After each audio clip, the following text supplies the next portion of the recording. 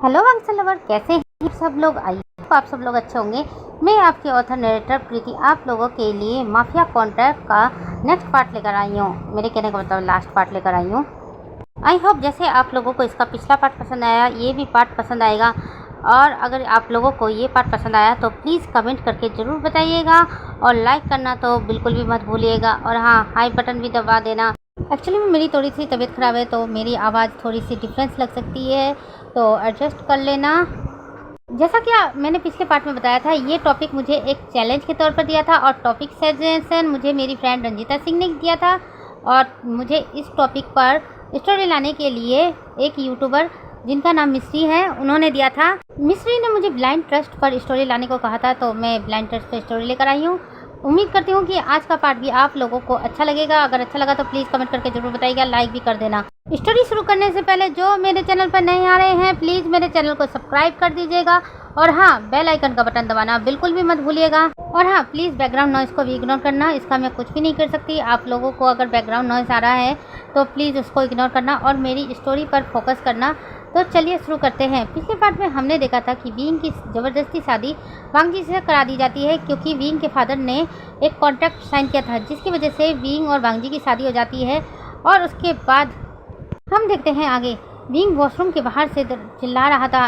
वांगजी ने अचानक से वॉशरूम का दरवाज़ा खोला और विंग को अंदर ले लिया। लगभग 2 घंटे बाद वांगजी ने विंग को छोड़ा था। विंग लंगड़ाते हुए घर वॉशरूम से बाहर आ रहा था और वांगजी को गालियाँ दिया जा रहा था। वांगजी के फेस पर एक डेविल वाली स्माइल थी। वांगजी विंग को इग्नोर करता है और होकर वहाँ से जाता है। विंग बस अपने मन में गालियाँ देता रह जाता है। उस दिन के बाद से विंग और वांगजी में जब भी लड़ाई या कुछ कॉन्वर्सेशन होता था या विंग वांगजी से बहस करता था, तो उसके अगले दिन विंग चलने के लायक ही नहीं रहता था। विंग हमेशा मुंह बनाता रहता था और वांगजी से कहता था, देखो जिस दिन 6 महीने कंप्लीट हो गए ना, मैं ये सब छोड़कर चला जाऊँगा। मैं बस 6 महीने का इंतजार कर रहा हूँ। उधर मियान मियान भी परेशान हो रही थी। एक दिन मियान मियान ने विंग को अपने पास बुलाया। विंग मियान मियान से मिलने एक रेस्टोरेंट में गया था। इस बार वांगजी ने किसी भी बॉडीगार्ड को या स्पाई को विंग के साथ नहीं भेजा था, क्योंकि वांगजी को पता है अगर उसने किसी को भी भेजा और विंग को पता चल गया तो उसकी बहुत बुरी तरह से पिटाई होगी, जिस वजह से वांगजी किसी को नहीं भेजता। विंग मियान मियान के पास जाकर बैठ जाता है। मियान मियान विंग को देखकर खुश हो जाती है और कहती है, मैं कब से तुम्हारा वेट कर रही थी। विंग कहता, आने में लेट हो गया, सॉरी। मियान मियान विंग की तरफ देखती है और कहती है, विंग ये कब तक चलेगा। विंग हैरान होकर मियान मियान की तरफ देखने लगता है और कहता है, मियान मियान तुम किस तरह की बातें कर रहे हो। मियान मियान विंग की तरफ देखती है और कहती है, देखते देखते 1 महीना बीत चुका है, तुम अभी भी मैंशन में रह रहे हो, तुमने आगे के बारे में कुछ सोचा है। विंग मियान मियान की तरफ देखता है और कहता है, मियान मियान कम से कम मुझे 5 महीने और उस इंसान के साथ रहना पड़ेगा, उसके बाद ही हमारा डिवोर्स हो सकता है। मियान मियान कहती है, हाँ हो सकता है, लेकिन तुम पहले से भी तो डिवोर्स पेपर साइन करवा सकते हो। विंग हैरान होकर मियान मियान की तरफ देखता है और कहता है, तुम ये किस तरह से बोल रही हो। मियान मियान कहती है, देखो अगर 6 महीने कंप्लीट हो गए और उसने तुम्हें डिवोर्स देने से मना कर दिया तो तब क्या करोगे तुम। विंग थोड़ी देर सोचता है, फिर मियान मियान की तरफ देखता है और कहता है, कह तो तुम सही रही हो। और अपने मन में सोचता, उसकी जो हरकतें देख रहा हूँ, अगर 6 महीने कंप्लीट हो गए और उसने मुझे डिवोर्स देने से मना कर दिया तो। तभी मियान मियान अपने पर्स से कुछ पेपर्स निकालती है और विंग की तरफ बढ़ा देती है। विंग उन पेपर को देखता है और उसके बाद मियान मियान की तरफ देखता है और कहता है, ये क्या है। मियान मियान कहती है, ये डिवोर्स पेपर है, तुम उससे पहले ही साइन करवा लो। अगर महीने बाद उसने साइन करने से मना कर दिया तो प्रॉब्लम हो जाएगी। विंग पेपर को ले लेता है और पढ़ने लगता है और फिर मियान मियान की तरफ देखता है और कहता है, कह तो तुम ठीक रही हो, मैं आज ही उससे साइन करवा लूँगा। मियान मियान जब ये सुनती है तो बहुत खुश हो जाती है और जल्दी से विंग का हाथ पकड़ लेती है। पता नहीं क्यों विंग को ये अच्छा नहीं लगता। विंग जल्दी से अपना हाथ दूर करता है और कहता है, मियान मियान अब मुझे जाना पड़ेगा, ज़्यादा देर मैं घर से बाहर नहीं रह सकता। तुम्हें पता है ना, वो मेरे पीछे स्पाई छोड़ देता है, इसलिए मुझे जाना पड़ेगा। ऐसा कहकर विंग उन पेपर को लेता है और वहाँ से जाने लगता है। मियान मियान अपना मुँह बना लेती है और कहती है, इसे क्या हो गया, आज से पहले तो उसने ऐसा नहीं किया मेरे साथ। वो हमेशा मेरा हाथ पकड़ता था, मुझसे अच्छे से बातें करता था, मुझे हक करता था, लेकिन आज उसे क्या हो गया। आज ना उसने मुझे हक किया, ना मेरे हाथ को पकड़ने दिया, पता नहीं क्या हो गया। मियान मियान अपने मन में सोचती है। विंग बाहर आता है और उन पेपरों को देखता है और कहता है, मियान मियान सही कह रही है, मुझे इन पेपर पर लैन वांगजी के साइन ले लेने चाहिए। ये सोचकर विंग लैन मैंशन में वापस आ जाता है। विंग जब अपने रूम में आता है तो देखता है वांगजी ऑलरेडी घर पे आ चुका था और लैपटॉप पर कुछ काम कर रहा था। विंग वांगजी की तरफ देखता है और कहता है, आज तुम इतनी जल्दी। वांगजी कहता है कि मीटिंग खत्म हो गई थी तो मैंने सोचा घर ही चला जाऊँ, इसलिए घर आ गया। ऐसा कहकर वांगजी फिर से अपना काम करने लगता है। विंग उन पेपरों की तरफ देखता है और उसके बाद वांगजी की तरफ देखता है और पेपर को वांगजी की तरफ बढ़ा देता है। वांगजी हैरान होकर विंग की तरफ देखता है और कहता है, ये क्या है। विंग कहता है, डिवोर्स पेपर। वांगजी हैरान हो जाता है और जल्दी से खड़ा हो जाता है और और कहता है तुम्हारे कहने का मतलब क्या है। विंग वांगजी की तरफ देखता है और कहता है कि तुमने ही तो कहा था 6 महीने बाद मुझे डिवोर्स दे दोगे। 1 महीना बीत चुका है, अभी भी 5 महीना बाकी है। वांगजी फिर से बैठ जाता है और कहता है हाँ अभी भी 5 महीना बाकी है, उसके बाद बात करेंगे। विंग कहता नहीं, मैं पहले से ही तुमसे डिवोर्स लेना चाहता हूँ। 6 महीने बाद अगर तुमने डिवोर्स देने से मना कर दिया तो। वांगजी का फेस अब सीरियस हो जाता है और विंग की तरफ देखता है और कहता है क्या तुम सच में डिवोर्स चाहते हो। विंग हाँ में सर हिलाता है और कहता है हाँ मैं यहाँ एक पल भी नहीं रहना चाहता, लेकिन मुझे ज़बरदस्ती यहाँ रहना पड़ता है और तुम्हें भी बर्दाश्त करना पड़ता है। तुम्हें अच्छी तरह पता है मैं स्टेट हूँ और मेरी एक गर्लफ्रेंड भी है और हम दोनों शादी करना चाहते हैं। तुम जब तक मुझे डिवोर्स नहीं दोगे तो मैं इससे शादी कैसे करूँगा। वांगजी विंग को घूर कर देखता है और कहता है ठीक है, अगर तुम ऐसा ही चाहते हो तो मैं साइन करने के लिए रेडी हूँ। विंग खुश हो जाता है और जल्दी से पेपर वांगजी की तरफ बढ़ा देता है। वांगजी उन पेपरों को लेता है और पढ़ना स्टार्ट कर देता है और उसके बाद विंग की तरफ वापस पेपर कर देता है और कहता है पहले तुम साइन करो, उसके बाद मैं साइन करूँगा। विंग जब ये सुनता है तो कहता है क्यों, पहले तुम साइन कर दो। वांगजी कहता है नहीं, पहले तुम साइन करो। वांगजी की बात सुनने के बाद विंग कहता है ठीक है मैं ही साइन कर देता हूँ। ऐसा कहकर विंग जल्दी से साइन करने लगता है, लेकिन के लिए विंग रुक जाता है और वांगजी की तरफ देखने लगता है। वांगजी उसे घूर घूर कर देख रहा था। विंग जल्दी से साइन कर देता है और पेपर को फिर से वांगजी की तरफ बढ़ा देता है और कहता है अब तुम साइन करो। वांगजी जल्दी से पेपर लेता है और वो भी साइन कर देता है। विंग जब ये देखता है तो बहुत खुश हो जाता है और कहता है तुमने सच में साइन कर दिया। वांगजी हाँ में सर हिला देता है और कहता है हाँ कर दिया। ऐसा कहकर वांगजी उठ जाता है। विंग जल्दी से उन पेपर को लेता है और देखता है कि वांगजी ने साइन किया है कि नहीं, तो उसमें हकीकत में वांगजी के साइन थे। विंग उन्हें देखकर खुश हो रहा था, लेकिन अचानक से वांगजी उन पेपर को छीन लेता है। विंग हैरान हो जाता है और कहता है ये क्या कर रहे हो। वांगजी कहता है मैंने तुमसे कहा था 6 महीने बाद तुम्हें डिवोर्स दूंगा, तो मैंने ऑलरेडी पेपर साइन कर दिए हैं, तुमने भी साइन कर दिए, लेकिन तुम्हें 5 महीने के लिए यहीं रहना होगा, उसके बाद ही तुम यहाँ से जा सकते हो। ऐसा कहकर वांगजी उन पेपर को लेकर जाने लगता है। विंग कहता है इन पेपर को कहाँ लेकर जा रहे हो। वांगजी कहता है 5 महीने तक ये पेपर मेरे पास ही रहेंगे, उसके बाद ही मैं तुम्हें दूंगा। ऐसा कहकर वांगजी रूम से बाहर निकल जाता है। विंग हैरान होकर वांगजी को जाता हुआ देख रहा था। डिनर के टाइम पर विंग अब सबके साथ ही बैठकर डिनर किया करता था। जो सब लोग खाते थे विंग भी वही खाता था। विंग डिनर टेबल पे बैठा हुआ था। लैन कुरैन और लैन सीजन वहाँ आ चुके थे और अपना अपना डिनर कर रहे थे। तभी लैन कुरैन लैन सीजन की तरफ देखते हैं और कहते हैं वांगजी कहाँ हैं। तभी लैन सीजन कहते हैं उसे कुछ ज़रूरी काम था अंकल, वो 2-3 दिन के लिए नहीं आएगा। लैन कुरैन जब ये सुनते हैं तो कहता है ये लड़का कुछ बता के भी तो नहीं जाता है। लैन सीजन कहते हैं अंकल उसकी चिंता मत करो, वो अपना ख्याल रख लेगा। लैन कुरैन हाँ में से रहलाते हैं।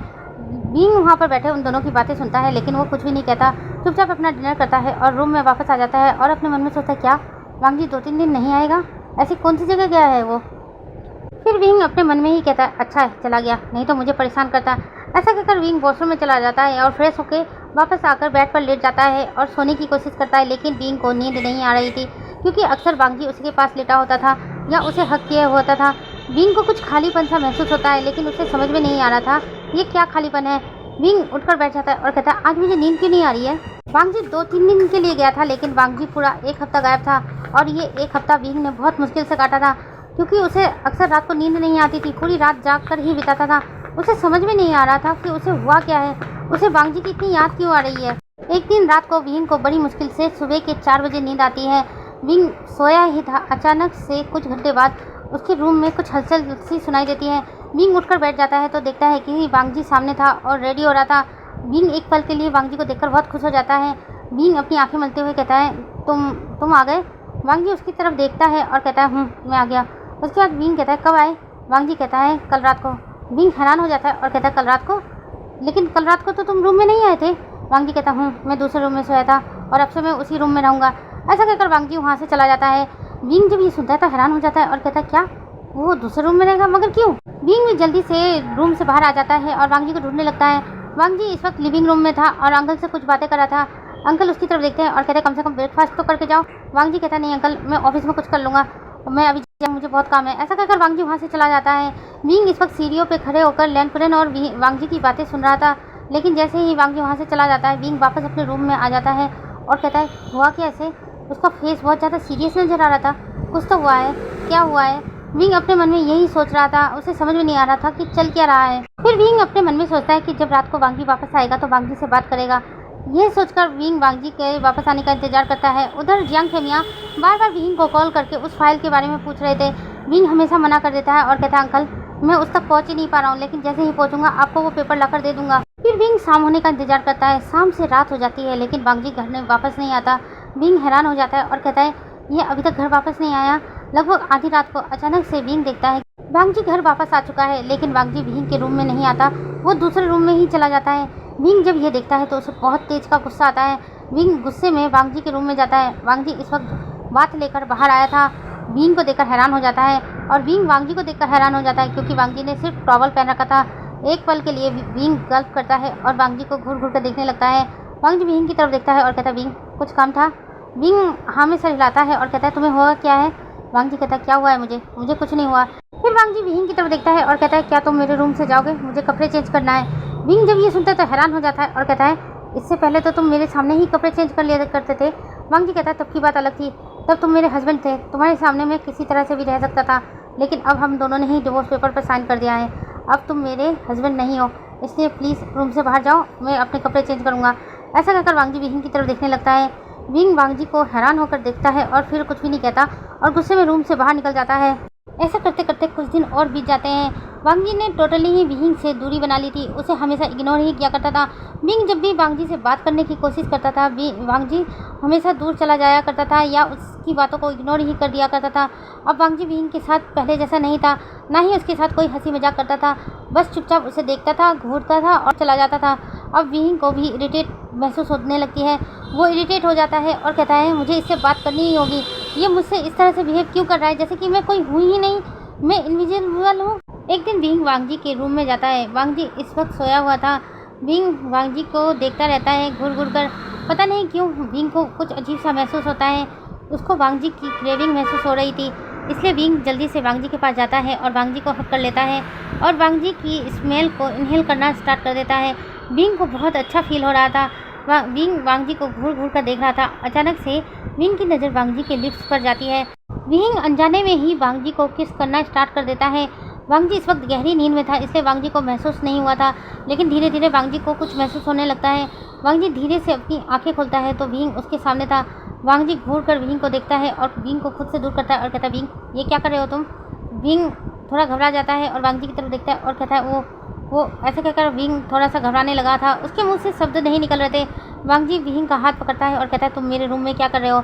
ऐसा कहकर वांग जी विंग का हाथ पकड़कर दरवाजे तक लेकर आता है और विंग को रूम से बाहर निकाल देता है और कहता है, शायद तुम भूल रहे हो, तुमने कहा था कि तुम स्ट्रेट हो और बहुत जल्द तुम्हारी शादी होने वाली है, वो भी तुम्हारी गर्लफ्रेंड के साथ, तो कुछ भी ऐसा वैसा मत करो जिसकी वजह से तुम्हें आगे चल के रिग्रेट महसूस हो।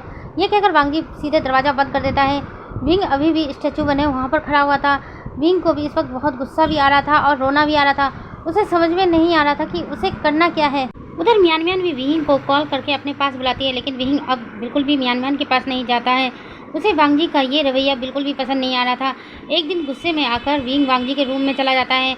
वांग जी इस वक्त अपने लैपटॉप पर कुछ कर रहा था। अचानक से विंग को देखकर कहता है, विंग तुम यहाँ, कुछ काम था क्या? विंग कहता है, हाँ मुझे बहुत काम था तुमसे। वांग जी कहता है, बोलो जल्दी, मुझे काम है। वांग जी जब इस तरह से बातें करता है तो विंग को और भी ज़्यादा गुस्सा आता है। विंग वांग जी के पास जाता है और वांग जी का लैपटॉप उठाता है और सीधे दीवार पे दे मारता है। वांग जी हैरान हो जाता है। विंग गुस्से से वांग जी की तरफ देखता है और कहता है, तुम्हें हुआ क्या है, मुझे बताओगे ज़रा? तुम मुझसे इतना दूर दूर क्यों भाग रहे हो? और जब भी मैं तुम्हारे पास आ रहा हूँ या तुमसे बात करने की कोशिश करता हूँ तो तुम मुझे इग्नोर कर देते हो। हुआ क्या है, मुझे बताओगे ज़रा? वांग जी विंग की तरफ देखता है और उसके बाद अपने लैपटॉप की तरह जो अब टुकड़े टुकड़े हो चुके थे। विंग की बातें सुनने के बाद वांग जी हटसक करता है और कहता है, मैं तुमसे दूरी बनाना सीख रहा हूँ। विंग जब ये सुनता है तो हैरान हो जाता है और कहता है, दूरी बनाना? मगर क्यों? वांग जी कहता है, तुमने ही तो डिवोर्स पेपर पे साइन करवाए थे, इसलिए जब हमारा रिश्ता आगे चलना ही नहीं है तो मैं तुम्हारे पास क्यों आऊँ? अब हम दोनों का डिवोर्स हो चुका है कागजी तौर पर, इसलिए ना तुम मेरे कुछ लगते हो और ना ही मैं तुम्हारा कुछ लगता हूँ। विंग जब ये सुनता है तो उससे बहुत तेज का गुस्सा आता है। विंग गुस्से से वांग जी की तरफ देखता है और कहता है, सच में अब हम दोनों के बीच में कोई रिश्ता नहीं है? वांग जी हाँ में सर हिला देता है और कहता है, हाँ तुमने ही तो डिवोर्स पेपर पे साइन करवाए थे। विंग गुस्से से वांग जी की तरफ देखता है और कहता है, बार बार डिवोर्स पेपर की बातें क्यों करते हो? अगर सच में हम दोनों के बीच में कोई रिश्ता नहीं है तो मैं इस घर में कर क्या रहा हूँ और मैं 4 महीने इंतजार क्यों करूँ? मैं खुद ही अभी इसी वक्त यहाँ से चला जाऊँगा। वैसे ही तुम्हारे साथ रहते रहते 2 महीने में मेरा दिमाग खराब हो गया। ऐसा कहकर विंग वहाँ से जाने लगता है। विंग वहाँ से जाने ही लगता है कि तभी वांग जी बोलता है, अगर तुम जाना चाहते हो तो मैं तुम्हें नहीं रोकूंगा। तुम अपनी मर्जी के खुद मालिक हो और वैसे भी तुम्हारी गर्लफ्रेंड है और तुम स्ट्रेट हो, तुम थोड़ी ना मेरी तरह। ऐसा कहकर वांग जी चुप हो जाता है और दूसरी तरफ देखने लगता है। विंग को वांग जी की बातें अच्छी नहीं लगती तो उसे और भी ज़्यादा गुस्सा आ जाता है। विंग वांग जी की तरफ देखता है और कहता है, हाँ मैं आज ही चला जाऊँगा, अभी इसी वक्त चला जाऊँगा। विंग अपना एक कदम आगे बढ़ाता ही है कि अचानक से विंग का सर घूमने लगता है। विंग जल्दी से अपने सर को पकड़ लेता है और कहता, पता नहीं क्या हो गया। ऐसा कहकर विंग सीधे ज़मीन पर गिर जाता है। वांग जी जब विहिंग को देखता है तो हैरान हो जाता है। वो जल्दी से विहिंग के पास आता है, लेकिन तब तक विहिंग बेहोश हो चुका था। वांग जी जल्दी से विहिंग को अपने बाहों में उठा लेता है और उसे बेड पर लाकर उसे होश में लाने की कोशिश करता है, लेकिन विहिंग होश में नहीं आता। तो वांग जी घबरा जाता है। वांग जी जल्दी से विहिंग को फिर से उठाता है और अपनी कार में लेकर सीधे हॉस्पिटल की तरफ निकल जाता है। हॉस्पिटल में पहुंचने के बाद वांग जी विहिंग को एडमिट करता है। यहाँ से हम 3 घंटे बाद का सीन देखते हैं। विंग धीरे धीरे से अपनी आंखें खोलता है और आसपास देखने लगता है तो उसे महसूस होता है कि वो इस वक्त हॉस्पिटल में है।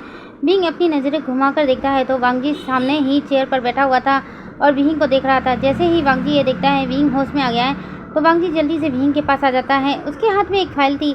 विंग हैरान होकर वांग जी की तरफ देखता है और कहता है, मैं हॉस्पिटल में क्या कर रहा हूँ? वांग जी कहता है, तुम बेहोश हो गए थे इसलिए मैं तुम्हें लेकर आया हूँ। विंग कहता है, क्या मुझे? वांग जी कहता है, हाँ ये फाइल। ऐसा कहकर वांग जी फाइल विंग को देता है। विंग फाइल लेने से पहले ही कहता है, क्या मैं मरने वाला हूँ? वांग जी हैरान हो जाता है और विंग की तरफ देखने लगता है और कहता है, क्यों? विंग कहता है, तुमने ऐसा फेस बना रखा है जैसे कि मुझे कोई बहुत बड़ी बीमारी हो गई है और मैं मरने वाला हूँ। वांग जी कहता है, ऐसी बात नहीं है। विंग कहता है, ऐसी बात है ना, शायद मैं मरने वाला हूँ। अरे मैंने क्या क्या सपने देखे थे, मेरे सारे सपने टूट चुके हैं। अब मैं क्या करूँगा? मैं जल्दी मर जाऊँगा तो क्या होगा? हाँ मैं क्या करूँगा? ऐसा कहकर विंग फिर से रोने लगता है। वांग जी हैरान होकर विंग की तरफ देखता है और कहता है, तुमने थोड़ी सी देर में बहुत कुछ नहीं सोच लिया? पहले एक बार फाइल देख लो फिर तुम्हें समझ में आएगा। विंग वांग जी के हाथ से फाइल ले लेता है और फाइल को पढ़ने लगता है, लेकिन जैसे ही विंग फाइल खोलता है और फाइल में लिखे हुए वर्ड को पढ़ता है तो हैरान हो जाता है और बार बार वांग जी की तरफ देखता है और फिर से फाइल को देखता है। इस तरह से कई बार विंग ने किया। उसके बाद विंग वांग जी की तरफ देखता है और कहता है, ये मजाक है ना? वांग जी नाम में सर हिलाता है और कहता है, नहीं ये मजाक नहीं है, ये रियल है। विंग कहता है, नहीं नहीं नहीं नहीं ना, तुम मजाक कर रहे हो, ये तुम मेरे साथ प्रैंक कर रहे हो, ऐसा नहीं हो सकता। मैं एक लड़का हूँ, ऐसा कैसे हो सकता है? वांग जी कहता है, ये झूठ नहीं है, ये सच है, तुम प्रेग्नेंट हो। विंग हैरान हो जाता है और कहता है, नहीं ऐसा नहीं हो सकता। वांग जी कहता है, हाँ ऐसा ही हुआ है, तुम 2 मंथ्स प्रेग्नेंट हो, तुम्हारी रिपोर्ट में आया है। विंग वांग जी की तरफ देखता है और कहता है, नहीं ये झूठ है, ये तुमने जरूर झूठा मेडिकल रिपोर्ट बनवाया होगा, ये झूठ है, तुम मेरे साथ मजाक कर रहे हो। वांग जी विंग की तरफ देखता है और कहता है, तुम्हें मेरा फेस देख के नजर आ रहा है कि मैं तुम्हारे साथ मजाक कर रहा हूँ? विंग वांग जी की तरफ देखता है। वांग जी का फेस सच में सीरियस नजर आ रहा था। वांग जी विंग का हाथ पकड़ता है और कहता है, हाँ मानता हूँ ये बेबी मेरा है, लेकिन बॉडी तो तुम्हारा है ना, इसको रखना ना रखना तुम्हारा फैसला है। मैं कभी भी तुम्हें इस फैसले के लिए नहीं रोकूंगा और ना ही तुम्हें कुछ कहूँगा। ऐसा कहकर वांग जी विंग का हाथ छोड़ देता है और चुपचाप उस रूम से बाहर निकल जाता है। विंग हैरान होकर वांग जी को जाता हुआ देख रहा था। विंग का हाथ ऑटोमेटिकली ही उसके स्टमक पर चला जाता है और विंग अपने स्टमक को सहलाने लगता है और उसके बाद फिर से वो रिपोर्ट पढ़ने लगता है। तो विंग को पता चलता है कि एक स्पेशल मेल है जो बर्थ दे सकता है।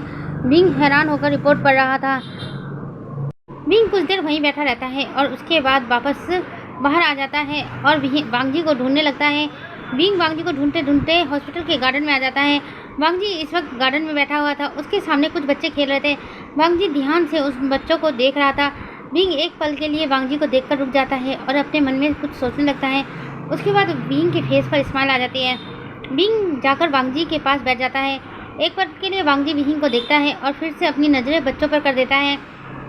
विंग एक पल के लिए वांग जी को घूर कर देखता है और उसके बाद वो भी बच्चों को देखने लगता है। विंग के फेस पर एक हल्की सी स्माइल आती है। विंग वांग जी की तरफ बिना देखे ही बोलता है, डायपर तुम चेंज करोगे? वांग जी जब ये सुनता है तो हैरान हो जाता है। उसके बाद विंग तुरंत बोलता है, और रात को अगर तुम दोनों ने मेरी नींद खराब की तो तुम दोनों ही रूम से बाहर मिलोगे। वांग जी जब ये सुनता है तो हैरान हो जाता है और विंग की तरफ देखता है और कहता है, क्या कहा तुमने? विंग वांग जी की तरफ देखता है और कहता है, शायद तुम बहरे हो, तुमने सुना नहीं मैंने क्या कहा? रात को अगर तुम दोनों ने मेरी नींद खराब की तो मुझसे बुरा कोई नहीं होगा। मुझे मेरी नींद बहुत प्यारी है, इसलिए तुम दोनों में मेरी नींद खराब करेगा और डायपर चेंज भी तुम ही करोगे, मैं नहीं करने वाला। ऐसा कहकर विंग फिर से बच्चों की तरफ देखने लगता है। विंग की ऐसी बातें सुनकर वांग जी हैरान हो जाता है और कहता है, क्या तुम सच में उसे बर्थ दोगे? विंग वांग जी की तरफ देखता है और कहता है, उसने कोई गलती की है क्या जो मैं उसे बर्थ नहीं दूंगा? वो नन्ही सी जान है, उसकी क्या गलती है? उसकी तो कोई गलती नहीं है, और वैसे भी हम दोनों की भी गलती नहीं है, हम दोनों मैरिड हैं। वांग जी कहता है, लेकिन तुम्हारी तो गर्लफ्रेंड है ना, और तुम स्ट्रेट हो। विंग वांग जी की बात सुनने के बाद वांग जी की तरफ घूर कर देखता है और कहता है, तुमने मुझे स्ट्रेट छोड़ा है? हाँ, तुम्हारा रोज़ का एवरीडे मीन्स एवरीडे। तुमने तो मेरी आदत ही बिगाड़ दी थी। तुम्हें पता है ये 1 महीना मेरी हालत कैसे हुई है? मुझे रोज़ तुम्हारी क्रेविंग होती थी, एक बार तो मैं तुम्हारे रूम में भी चला गया था, तुमने मुझे धक्का मार के रूम से बाहर निकाल दिया। उस दिन मैं कितना रोया था तुम्हें पता है? वांग जी हमेशा हिलाता है और कहता है हाँ मुझे पता है। विंग कहता है तुम्हें कैसे पता?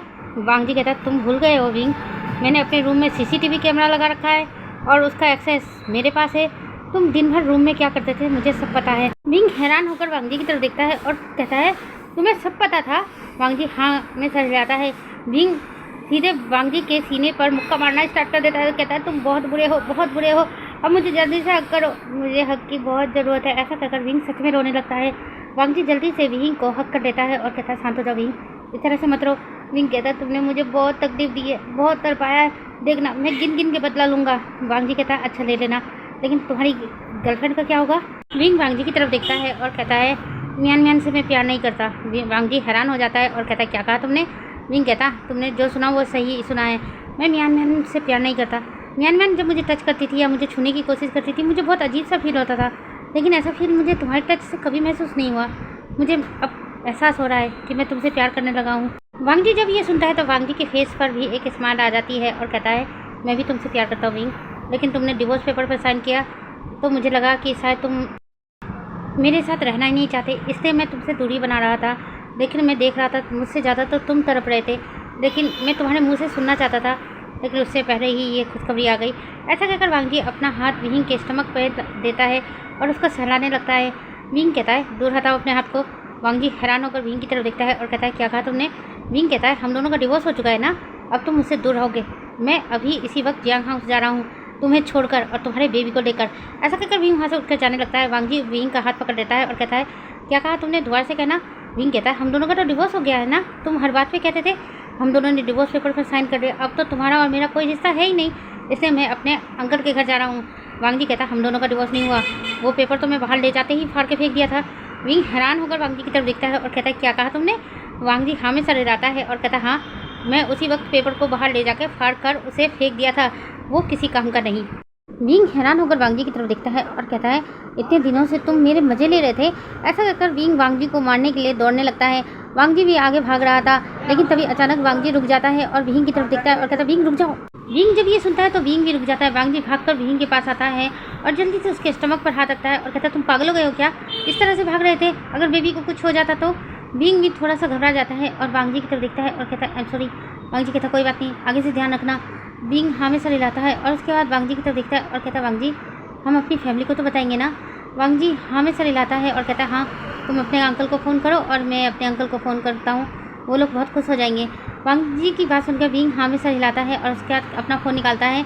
इतने वांग जी भी अपना फ़ोन निकालता है और अपने अंकल को फ़ोन करने ही जाता है, लेकिन अचानक से वांग जी रुक जाता है और विंग की तरफ देखता है और कहता है रुको विंग अभी कॉल मत करना। विंग जब ये सुनता है तो हैरान हो जाता है और कहता है क्यों वांग जी कॉल क्यों नहीं करूँ?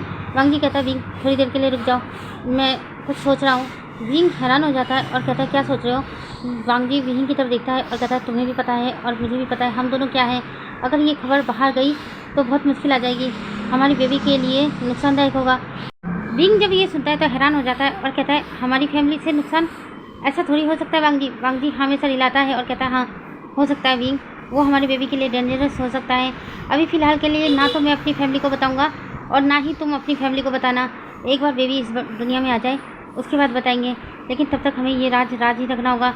विंग थोड़ी देर के लिए वांग जी की तरफ देखता है और कहता है ठीक है तुम जैसा ठीक समझ रहे हो वैसा ही ठीक, मैं भी छुपा दूंगा, मैं भी अंकल को कुछ नहीं बताऊंगा। वांग जी हाँ में सर हिलाता है और कहता है विंग अभी हम बाहर की दुनिया पर भरोसा नहीं कर सकते और ना ही घर वालों पर। विंग हैरान हो जाता है और कहता है वो हमारे अपने हैं वांग जी। वांग जी कहता है जानता हूँ, लेकिन अगर हमने घर में बताया और उन्होंने किसी और को बता दिया तो हमारे होने वाले बच्चे पर खतरा आ सकता है। विंग समझने की कोशिश करो। विंग हाँ में सर हिला देता है और कहता हाँ समझ रहा हूँ तुम किस बारे में सोच रहे हो, ठीक है अगर तुम ऐसा चाहते हो तो ऐसा ही होगा, लेकिन अभी फ़िलहाल के लिए घर चलते हैं, मुझे बहुत तेज़ भूख लगी है। विंग की जब ये वांग जी ऐसी बातें सुनता है तो मुस्कुरा देता है और कहता है हाँ चलो, काफ़ी देर से तुमने कुछ खाया भी नहीं है और ऐसी हालत में तुम्हें भूखा नहीं रहना चाहिए। ऐसा कहकर वांग जी विंग का हाथ पकड़ लेता है और फिर दोनों ही लैंड मेंशन में वापस आ जाते हैं। विंग और वांग जी दोनों ही एक साथ लैंड मेंशन के अंदर आते हैं। लैन कुरेन उन दोनों को इस तरह से देखकर हैरान हो जाता है, क्योंकि कुछ दिनों से लैन कुरेन भी ये देख रहे थे कि विंग और वांग जी एक दूसरे से दूर दूर भाग रहे हैं। लेकिन लैन कुरेन जब विंग और वांग जी को इस तरह से एक साथ देखते हैं तो उनके फेस पर एक हल्की सी स्माइल आ जाती है। विंग वांग जी की तरफ देखता है और कहता है मैं रूम में जा रहा हूँ। वांग जी हाँ में सर हिला देता है। उसके बाद विंग रूम में चला जाता है। वांग जी भी विंग के पीछे पीछे रूम में जाने लगता है। तभी लैन कुरन वांग जी को बुलाता है और कहता वांग जी जैसे ही अंकल की आवाज़ सुनता है तो अंकल के पास आ जाता है और कहता जी अंकल। लैन कुरन वांग जी की तरफ देखता है और कहता है वांग जी तुम दोनों के बीच सब कुछ ठीक तो है ना। वांग जी हाँ में सर हिलाता है और कहता है हाँ अंकल अब सब कुछ ठीक है हम दोनों के बीच में। ऐसा कहकर वांग जी वहाँ से जाने लगता है, लेकिन अचानक से रुक जाता है और फिर उसके बाद किचन में चला जाता है। वहाँ पर सर्वेंट खाना बना रहे थे। वांग जी उनकी तरफ देखता है और कहता है कि कुछ हेल्दी सा और टेस्टी सा बनाकर मेरे रूम में लेकर आओ। सर्वेंट हाँ में सर हिला देते हैं। उसके बाद वांग जी अपने रूम में आ जाता है। रूम में आते ही वांग जी हैरान हो जाता है और विंग की तरफ देखने लगता है। विंग मुस्कुराते हुए अपने स्टमक को सहला रहा था और चिप्स का पैकेट खोलकर उसमें से चिप्स निकाल के खा रहा था। वांग जी जल्दी से विंग के पास आता है और उसके हाथ से चिप्स का पैकेट छीन लेता है और कहता है विंग ये क्या कर रहे हो तुम। विंग वांग जी की तरफ देखता है और कहता है वांग जी मुझे भूख लगी है खाने दो ना। वांग जी सीधे मना कर देता है और कहता नहीं विंग ये तुम नहीं खा सकते, ये अनहेल्दी है, बेबी के लिए अनहेल्दी होगा। विंग जब ये सुनता है तो मुंह बना लेता है और कहता है इस वक्त मुझे बहुत तेज भूख लगी है। वांग जी कहता है हाँ भूख लगी है तो फ्रूट्स खा लो, लेकिन ये मत खाओ, अभी कुछ देर में ही सर्वेंट खाना लेकर आ जाएंगे तब खा लेना, लेकिन अभी फ़िलहाल के लिए तुम ये चिप्स नहीं खा सकते और तुम्हारे पास जितने भी स्नैक्स हैं सारे बाहर निकालो, मैं उन्हें फेंकने वाला हूँ। विंग जब ये सुनता है तो हैरान हो जाता है और कहता है फेंकने वाले हो, वो सारे मेरे फेवरेट स्नैक्स हैं, मैं उनमें से एक भी नहीं देने वाला। वांग जी कहता है विंग वो सेहत के लिए हानिकारक होता है, इससे बच्चे को भी नुकसान पहुँच सकता है। विंग कहता है ऐसा कुछ नहीं हो सकता, थोड़ा बहुत खाने से कोई नुकसान नहीं होगा। वांग जी कहता विंग कहता नहीं होगा। वांग जी कहता होगा। विंग गुस्से में वांग जी देखता है और कहता है ठीक है अभी लेकर आ। ऐसा कहकर विंग अपने कबर्ड की तरफ चला जाता है और कबर्ड खोलता है। वांग जी हैरान हो जाता है क्योंकि पूरे कबर्ड में उसका खाने का ही स्नैक्स रखा था। वांग जी कहता है इतना सब कुछ तुमने स्टोर कर रखा है। विंग हाँ में सर हिलाता है और कहता हाँ क्योंकि मुझे बहुत भूख लगती है। वांग जी जल्दी से विंग के कबर्ड के पास आता है और सारे अनहेल्दी स्नैक्स को बाहर निकालता है और उन्हें डस्टबिन में फेंकने लगता है। विंग अपने दिल पर हाथ रख लेता है और कहता है ऐसा जुर्म मत करो मेरे ऊपर, मेरे सारे फेवरेट स्नैक्स। वांग जी कहता है फिलहाल के लिए कुछ दिन तुम ये नहीं खा सकते विंग, बेबी के लिए नुकसानदायक है। वांग जी की बात सुनकर विंग अपना मुंह बना लेता है और कहता है मुझे भूख लगी थी। वांग जी विंग की तरफ देखता है और कहता है टेबल के ऊपर फ्रूट्स रखे हैं उन्हें खाओ, इन स्नैक्स को मत खाओ, अभी कुछ देर में सर्वेंट खाना लेकर आ जाएंगे तब खा लेना। ऐसा कहकर वांग जी सारे अनहेल्दी स्नैक्स को लेता है और डस्टबिन में फेंकता है। विंग कहता है उन्हें डस्टबिन में क्यों फेंक रहे हो, किसी को दे भी तो सकते हो। वांग जी हाँ में सर हिलाता है और कहता है हाँ ये बात तो तुमने ठीक कही। विंग कहता है सारे पैसे बर्बाद कर रहे हो। वांग जी कहता है मैं बहुत अमीर हूँ, इससे भी ज़्यादा महंगे महंगे स्नैक्स खरीद के दे सकता हूँ, लेकिन अभी फ़िलहाल के लिए सब पर बैन लगा हुआ है, तुम कुछ भी नहीं खा सकते, बेबी को हेल्दी रखना है। उसके बाद विंग कुछ भी नहीं कहता और जाकर काउच पर बैठ जाता है और सामने रखे हुए फ्रूट्स की ट्रे में से फ्रूट्स निकाल कर खाने लगता है। वांग जी विंग की तरफ देखता है और स्माइल करता है। उसके बाद विंग के पास आकर बैठ जाता है और कहता है जानता हूँ मैं थोड़ा सख्त हो रहा हूँ, लेकिन बेबी के लिए मुझे सख्त होना ज़रूरी है विंग, अगर मैं सख्त नहीं होगा तो तुम सारी अनहेल्दी चीज़ें खाने लगोगे। विंग कुछ भी नहीं कहता, बस एप्पल खाने में व्यस्त हो जाता है। तभी अचानक से वांग जी की डोर पर नोक होती है। वांग जी जल्दी से जाकर डोर खोलता है तो सामने सर्वेंट था। सर्वेंट खाना बना के ला चुका था तो वांग जी जल्दी से सर्वेंट के हाथ से ट्रे ले लेता है और कहता है तुम जाओ यहाँ से। सर्वेंट हाँ में सर हिलाता है, उसके बाद चला जाता है। वांग जी जल्दी से फूड को लेकर विंग के पास आता है और कहता है तुम्हारे लिए फूड आ चुका है। विंग खुश हो जाता है, लेकिन जैसे ही फूड की शक्ल देखता है तो गुस्से से वांग जी की तरफ देखने लगता है और कहता है ये क्या है। वांग जी कहता है तुम्हारा खाना। विंग कहता है ये उबला हुआ खाना लेकर आए हो। वांग जी कहता है ये हेल्दी है विंग तुम्हारे लिए, देखो सारे हेल्दी वेजिटेबल है इसके अंदर। विंग गुस्से से वांग जी की तरफ देखता है और कहता है मैं अपने जियांग अंकल के घर चला जाऊंगा अगर तुम मेरे साथ ऐसे टॉर्चर करोगे।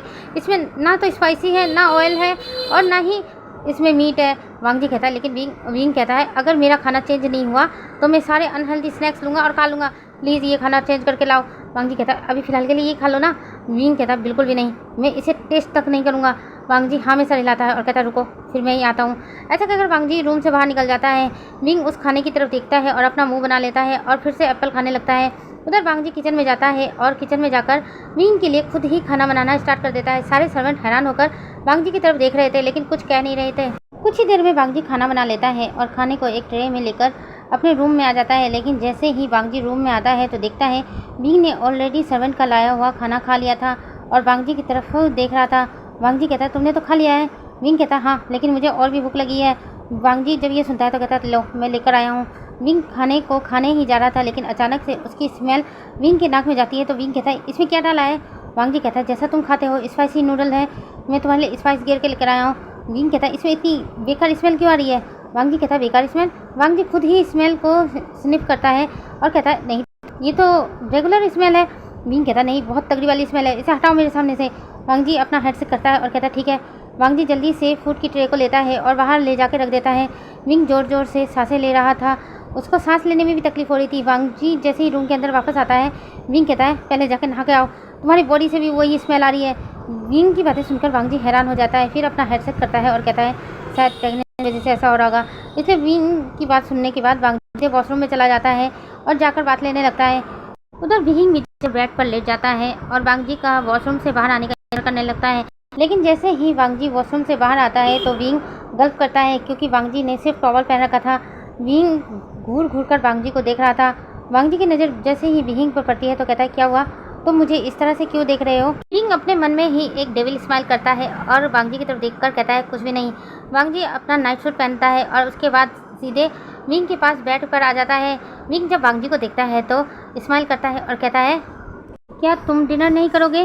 वांग जी जब ये सुनता है तो कहता नहीं, फिलहाल के लिए मुझे अभी भूख नहीं है, लेकिन मैं अभी फ़िलहाल रेस्ट करना चाहता हूँ। पता नहीं क्यों मैं खुद को थका थका महसूस कर रहा हूँ। ऐसा कहकर वांग जी सीधे लेट जाता है और अपनी आंखें बंद कर लेता है। विंग घूर घूर कर वांग जी को देख रहा था और उसके लिप्स को भी देख रहा था और अपने मन में सोचता है क्या मैं उसे किस करूँ। फिर कहता नहीं, अभी मैं प्रेग्नेंट हूँ, ऐसा वैसा हम कुछ नहीं कर सकते।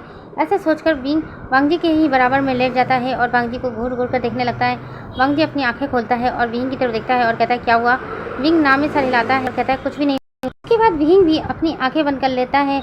कुछ ही देर में विंग सो जाता है, लेकिन लगभग आधी रात को विंग अचानक से उठ जाता है और उसे बेचैनी सी महसूस होती है। विंग वांग जी की तरफ देखता है और कहता है पता नहीं क्यों मुझे अजीब सा महसूस हो रहा है। लेकिन वांग जी को देखने के बाद और भी ज़्यादा विंग को वांग जी की फीलिंग होने लगती है।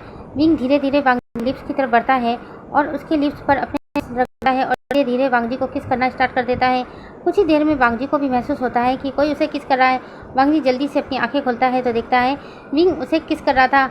वांग जी इस बार विंग को खुद से दूर नहीं करता, बल्कि खुद ही विंग का रिस्पॉन्स करने लगता है। लेकिन अचानक से वांग जी को याद आता है कि विंग प्रेग्नेंट है और वो दोनों ऐसा कुछ नहीं कर सकते। वांग जी जल्दी से विंग को अपने आप से दूर करता है और कहता है विंग ये क्या कर रहे हो। विंग वांग जी की तरफ देखता है और कहता है मुझे इस वक्त फ़िलहाल तुम्हारी ज़रूरत है और प्लीज़ मना मत करना। वांग जी कहता है विंग तुम शायद भूल रहे हो, तुम प्रेग्नेंट हो और हम ऐसा वैसा कुछ नहीं कर सकते। विंग कहता है बहुत दिनों से तुमने मुझे तड़पाया है, पता है तुम्हारी मुझे कितनी क्रेविंग हो रही है और अब मैं चाहता हूँ प्लीज़। ऐसा कहकर विंग रोने लगता है। वांग जी उसको शांत कराता है और कहता है शांत हो जाओ, अभी हम फिलहाल के लिए कुछ नहीं कर सकते, लेकिन हम डॉक्टर से पूछ कर तो कर सकते हैं ना। हम डॉक्टर से पूछेंगे फिर करेंगे। विंग कहता है नहीं मुझे आज ही चाहिए और अभी चाहिए। ऐसा कहकर विंग रोने लगता है। वांग जी फिर से विंग को शांत कराता है और कहता है ठीक है, लेकिन हम नॉर्मल तरीके से करेंगे, कोई एग्रेसिव नहीं। विंग हाँ में से आता है और कहता है तुम ही जेंटल रहना, तुम ही बीस्ट बनते हो, मैं थोड़ी बीस्ट बनता हूँ। वांग जी जब ये सुनता है तो मुस्कुरा देता है और कहता है ठीक है। उसके बाद वांग जी खुद ही विंग को किस करना लगता है और धीरे धीरे विंग के कपड़े को रिमूव करने लगता है। उसके बाद दोनों का एवरीडे स्टार्ट हो जाता है। यहाँ से हम का सीन देखते हैं। नेक्स्ट मॉर्निंग की आंखें खुली तो वांग जी इस वक्त उसकी बाहों में था। वांग जी को देखकर विंग के फेस पर एक बहुत बड़ी स्माइल आ जाती है।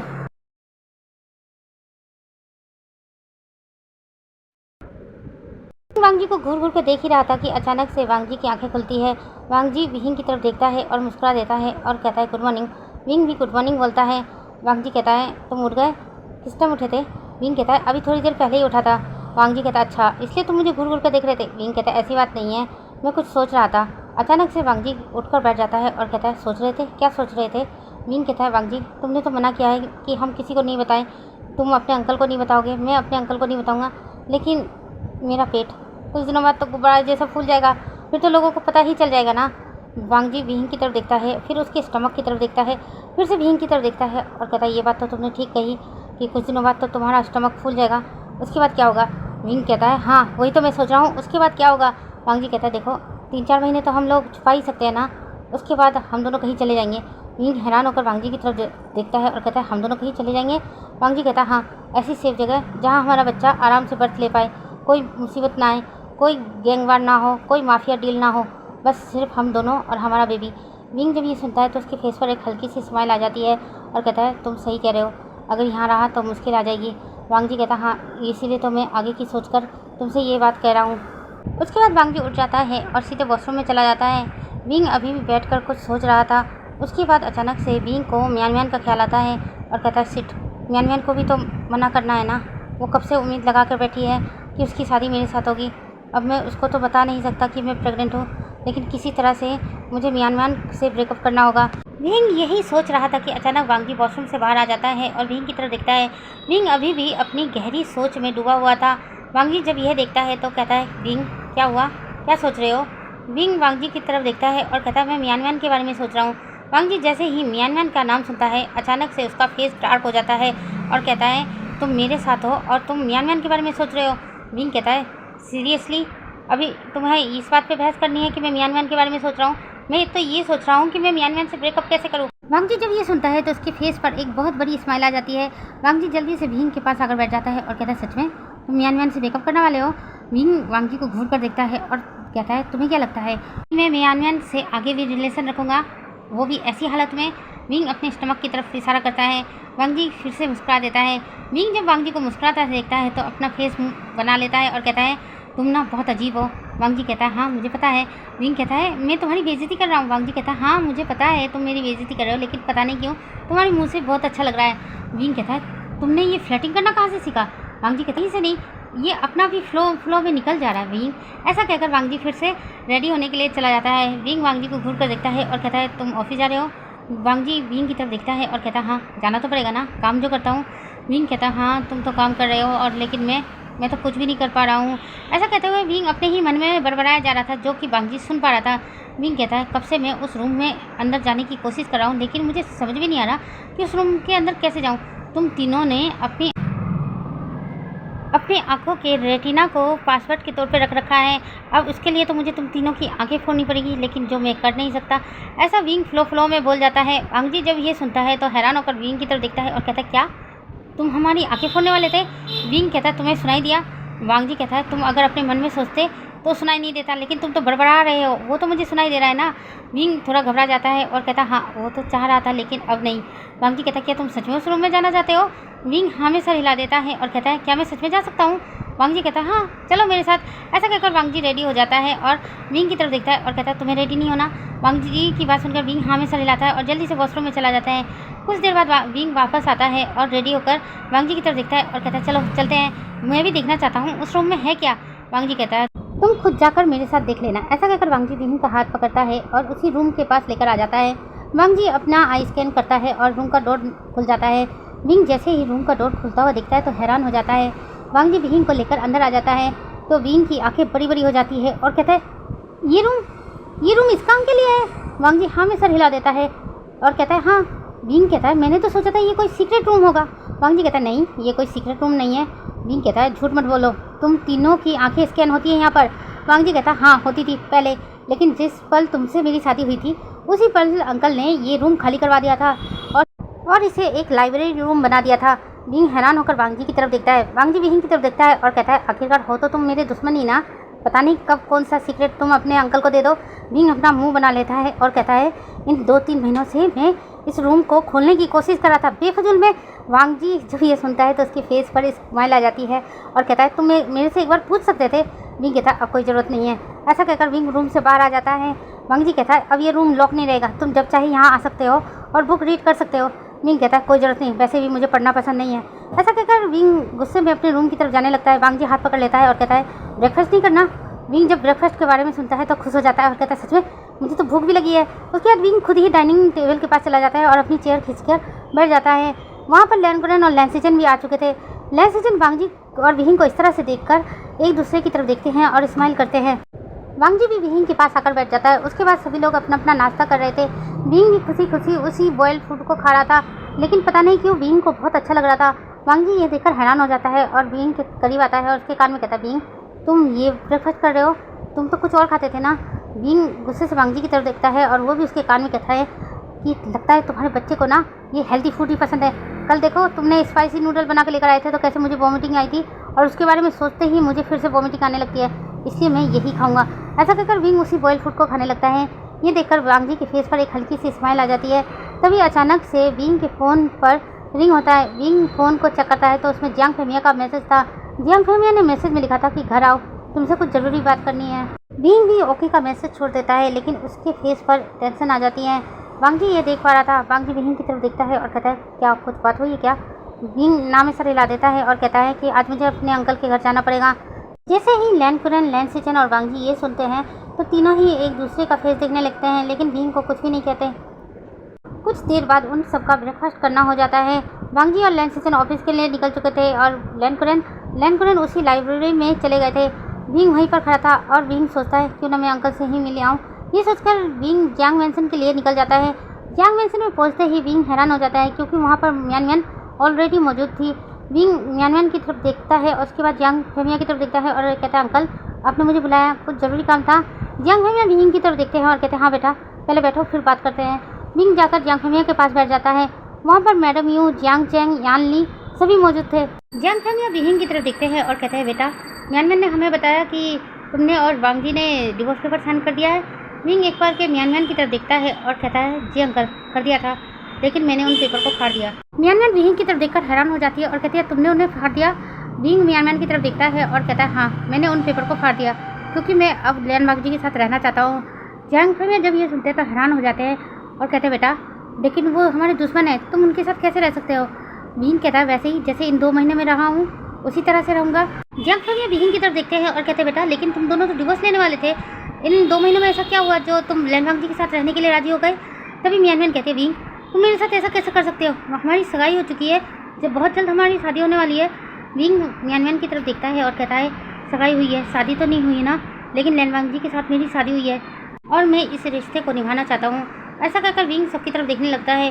जियांग फेमिया पहले तो शांत रहते हैं और उसके बाद विंग की तरफ देखते हैं और कहते हैं बेटा ठीक है अगर तुमने ये फैसला लिया है तो कुछ सोच समझ कर ही लिया होगा, लेकिन एक बात कहूँ वो हमारे दुश्मन हैं और उनकी वजह से बहुत सारी प्रॉब्लम क्रिएट हुई थी, यहाँ तक कि तुम्हारे डैड की डेथ भी उनकी वजह से हुई थी और तुम उन लोगों के साथ रहना चाहते हो।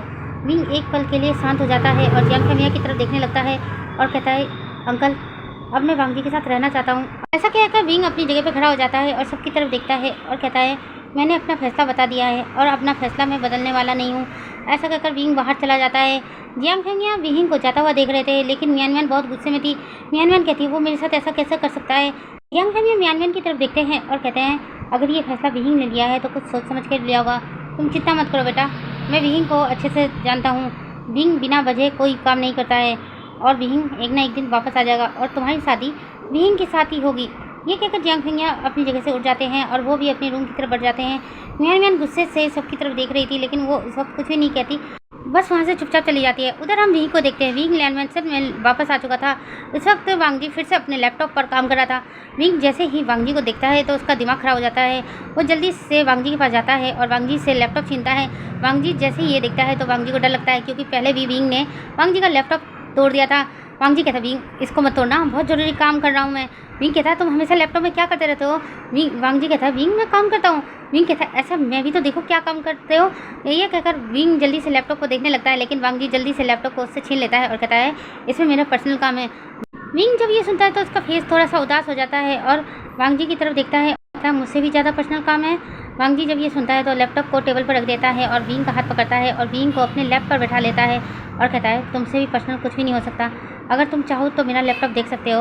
ऐसा कहकर वांग जी अपना लैपटॉप विंग के हाथ में दे देता है और कहता है मेरे लिए कुछ भी पर्सनल नहीं है, जो मेरा है वो सब तुम्हारा है, तुम आराम से देख सकते हो विंग। ऐसा कहकर वांग जी विंग के गाल पर एक छोटा सा किस कर देता है, जिस वजह से विंग के फेस पर स्माइल आ जाती है और विंग कहता है कोई ज़रूरत नहीं, मैं इस वक्त लैपटॉप नहीं देखना चाहता, इसे यहाँ रखो और मैं तुमसे बात करना चाहता हूँ। जी फिर से विंग के गाल पर किस करता है और कहता है हाँ क्या बात करनी बोलो। विंग वांग जी की तरफ देखता है और कहता है पहले ये करना बंद करो, फिर मेरी बात ध्यान से सुनो। आज मैं जियांग मैंसन में गया था। वांग जी जैसे ही जियांग मैंसन का नाम सुनता है थोड़ा सीरियस हो जाता है और विंग की तरफ देखने लगता है और कहता है हाँ गए थे, मगर क्यों। विंग कहता है एक्चुअली मैं आज सुबह जियांग अंकल का मैसेज आया था, उन्होंने मुझे घर बुलाया था, वो चाहते थे कि मैं उनके घर आ जाऊँ और तुम्हें डिवोर्स दे दूँ। वांग जी जब ये सुनता है तो अपने हाथों की मुठ्ठियाँ कस लेता है और कहता है क्या। विंग कहता है हाँ, लेकिन मैंने उन्हें अपना फैसला बता दिया है, अब से मैं तुम्हारे साथ ही रहूँगा, और अंकल को थोड़ा प्रॉब्लम हुआ था लेकिन वो मान गए हैं। वांग जी अभी भी अपने हाथों की मुट्ठियों को कसे हुए था। वांग जी विंग की तरफ देखता है और कहता है सच में तुमने ऐसा किया था। विंग हाँ में सर हिलाता है और कहता है हाँ, लेकिन वहाँ मियानमैन थी, मुझे मियानमैन के लिए बहुत बुरा लग रहा था वांग जी, वो एक्चुअली उसको इस तरह से उसका दिल तोड़ना मुझे ठीक नहीं लगा। वांग जी जैसे ही मियानमैन के बारे में सुनता है तो उसकी आंखों में गुस्सा आ जाता है। विंग वांग जी की तरफ देखता है और कहता है जेलस एंड की तरह रिएक्ट करना बंद करो, मैंने उसे मना कर दिया है और मेरे दिल में उसके लिए कुछ भी नहीं है, इस तरह से रिएक्ट मत करो। वांग जी कहता है तुम्हें मियानमैन के बारे में कुछ भी नहीं पता है ना विंग। विंग वांग जी की तरफ देखता है और कहता है मियानमैन के बारे में क्या पता करना मुझे, मियानमैन अच्छी लड़की है, वांग जी हल्के से मुस्कुराता है और कहता है ऐसा तुम्हें लगता है। ये कहकर वांग जी फिर से अपना लैपटॉप लेता है और लैपटॉप खोल के कुछ वीडियो और कुछ फोटोग्राफ्स विंग को दिखाने लगता है।